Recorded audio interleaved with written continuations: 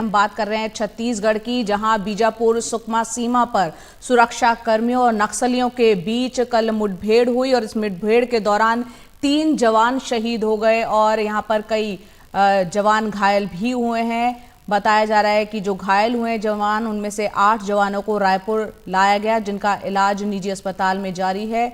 और पुलिस के मुताबिक लोगों को बुनियादी सुविधाएं प्रदान करने और नक्सली गतिविधियों पर नजर रखने के लिए सुकमा के टेकलगुडेल गांव में एक सुरक्षा कैंप यहां पर स्थापित किया गया था। कैंप स्थापित करने के बाद district reserve guard, cobra battalion और स्पेशल टास्क फोर्स के जवान इलाके में कैंप के नजदीक जोनागुड़ा, अलीगुड़ा की ओर गश्त पर निकले थे और उसी दौरान नक्सलियों ने उन पर गोलीबारी शुरू कर दी थी, जिसमें 3 जवान शहीद हो गए।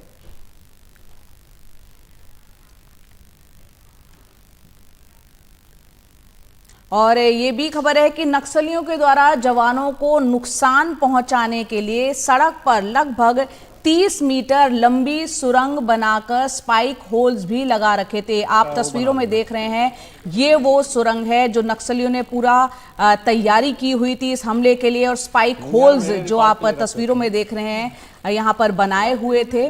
जवानों ने सभी स्पाइक होल्स बरामद कर नक्सलियों के मंसूबों पर एक तरह से पानी फेर दिया है।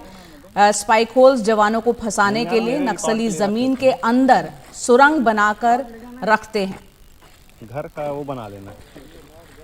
तो किस तरह की तैयारी नक्सलियों के द्वारा यहां पर की गई थी, आप देखिए। सुरंग के अंदर की तस्वीरें आप देख पा रहे हैं।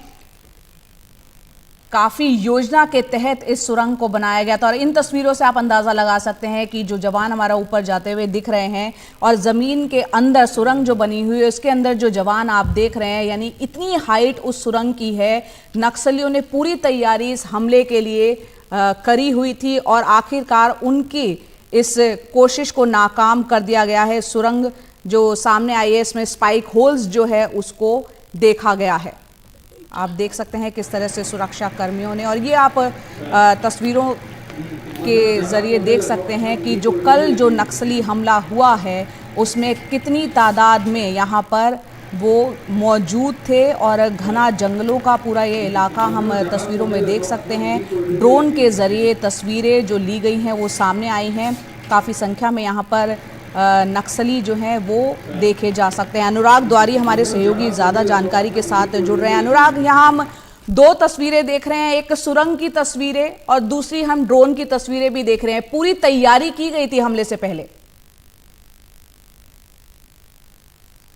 बिल्कुल, क्योंकि देखिए आप जया, ये वही इलाका है टेकलगुडम का जहां 2021 में 23 जवानों की शहादत हुई थी और इस बार भी जगरगुंडा पुलिस थाने के अंतर्गत ये पड़ता है। 2 साल पहले हम जगरगुंडा गए थे, इसको भी नक्सलियों की राजधानी कहा जाता था।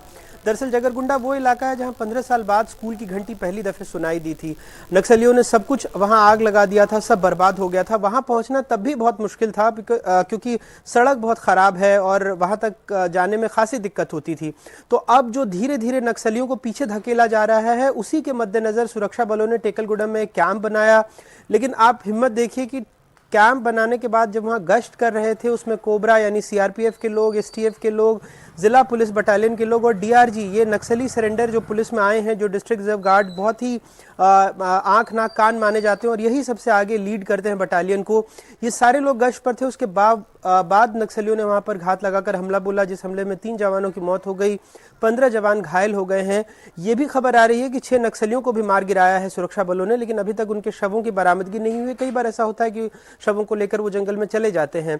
और ये जो आप तस्वीरें देख रही हैं, इनको बूबी ट्रैप्स भी कहा जाता है। दरअसल अगर आप वहां चलेंगी तो ऊपर से आपको लगेगा कि घास है, जैसे आप पैर रखेंगी तो कई एक हाथ लंबे वहां पर लोहे के बहुत नुकीले सरिये जैसे जमीन में वो डाल देते हैं और अगर आप उस पर गिरे तो आपकी मौत निश्चित है।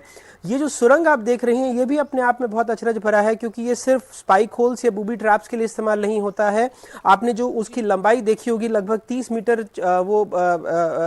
उसकी लंबाई भी बताई जा रही है और कई जगहों पर अबूझमाड़ के इलाकों में 100 मीटर लंबा भी है। तो यहाँ नक्सलियों के छुपे होने की भी आशंका हो सकती थी, ऐसा भी सुरक्षा बल बता रहे हैं।